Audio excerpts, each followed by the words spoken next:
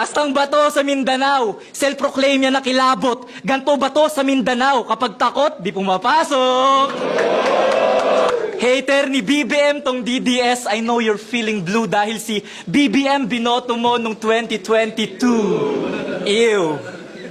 There are regrets inside of you. Kesyo bobo, presidente, pero lahat lang to nangyari dahil bobo kang butante. Binoto din nito si Sara, yung sa DepEd na ng scam. Sikreto nga mahilig din sa confidential yan. Kesyo dapat daw pag BP walang hearing yung budget. Sapakin kaya kita sa tenga na mawalan ka ng hearing pagsapit.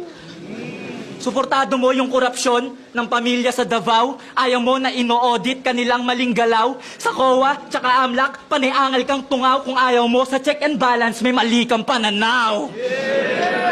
Yung mga idol mong Duterte sa kapangyarihan ay lunod. Kapag ayaw magpa-examine, may tinatago sa loob. Nung panahon ni Duterte, basta kampi ni Duterte, pwede kang pumarya. Kung hindi yung totoo, ba't kayo ni Sak Maestro hanggang ngayon buhay pa?